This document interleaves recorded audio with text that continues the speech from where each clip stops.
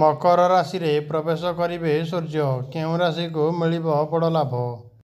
ସମ୍ପୂର୍ଣ୍ଣ ଭିଡ଼ିଓ ଦେଖିବା ପାଇଁ ଚ୍ୟାନେଲକୁ ଗୋଟେ ଲାଇକ୍ ଏବଂ ସବସ୍କ୍ରାଇବ୍ କରିଦିଅନ୍ତୁ, ଯାହାଦ୍ୱାରା ଏମିତି ନ୍ୟୁଜ୍ ଆପଣଙ୍କ ପାଖରେ ସର୍ବପ୍ରଥମେ ପହଞ୍ଚିପାରିବ। ସୂର୍ଯ୍ୟଙ୍କର ରାଶି ଚିହ୍ନ ପ୍ରତ୍ୟେକ ମାସରେ ପରିବର୍ତ୍ତନ ହୁଏ। ସୂର୍ଯ୍ୟ ଏକ ରାଶିରୁ ଅନ୍ୟ ରାଶିକୁ ଏକ ମାସରେ ପ୍ରତି ନିର୍ଦ୍ଦିଷ୍ଟ ସମୟରେ ଗୋଚର କରନ୍ତି। ଏହି ସମୟରେ ସୂର୍ଯ୍ୟ ଧନୁ ରାଶିରେ ଅବସ୍ଥିତ। ଜାନୁଆରୀ 14 ମଙ୍ଗଳବାର ସକାଳ 9:03ରେ ସୂର୍ଯ୍ୟ ମକର ରାଶିରେ ପ୍ରବେଶ କରିବେ। ଏହା ମକର ସଂକ୍ରାନ୍ତି ନାମରେ ଜଣାଶୁଣା। ଏହି ଦିନ ପ୍ରଭୁ ସୂର୍ଯ୍ୟ ଉତ୍ତରାୟଣ ପାଖରେ ମକର ରେଖାରେ ଉତ୍ତର ଦିଗ ଆଡ଼କୁ ଗତି କରନ୍ତି। ମକର ରାଶିରେ ସୂର୍ଯ୍ୟଙ୍କ ଗମନାଗମନ ବିଛା ରାଶିରେ ଲୋକଙ୍କ ପାଇଁ ଫଳପ୍ରଦ ହେବ। ଏହି ସମୟରେ ଆପଣ ଆପଣଙ୍କର ପରିବାରର ସମର୍ଥନ ପାଇବେ। ବ୍ୟବସାୟରେ ଦୀର୍ଘ ଦିନର ବାଧା ଦୂର ହେବ।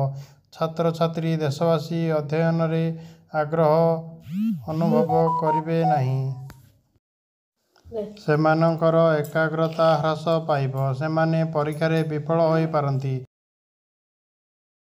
ମକର ରାଶିରେ ସୂର୍ଯ୍ୟଙ୍କ ଗମନାଗମନ ଧନୁ ରାଶିର ଲୋକଙ୍କ ପାଇଁ ଭାଗ୍ୟବାନ ହେବ। ଏହି ସମୟ ମଧ୍ୟରେ ଧନୁ ରାଶି ଲୋକଙ୍କ ଟଙ୍କା ସମ୍ବନ୍ଧୀୟ ସମସ୍ୟା ସମାପ୍ତ ହେବ। ଅଧ୍ୟୟନ କରୁଥିବା ଛାତ୍ରଛାତ୍ରୀମାନଙ୍କ ପାଇଁ ଏହି ସମୟ ଅନୁକୂଳ ରହିବ। ସୂର୍ଯ୍ୟ କେବଳ ମକର ରାଶିରେ ଗମନାଗମନ କରିବାକୁ ଯାଉଛନ୍ତି। ତେବେ ମକର ରାଶିର ଲୋକମାନଙ୍କ ପାଇଁ ସକାରାତ୍ମକ ଶକ୍ତି ଅନୁଭବ କରିବେ।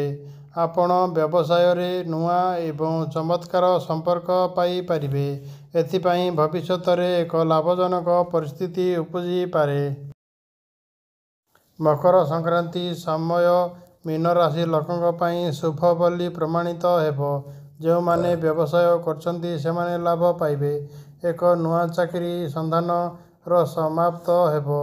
ଆପଣ ଶୀଘ୍ର ଲାଭ ପାଇବେ।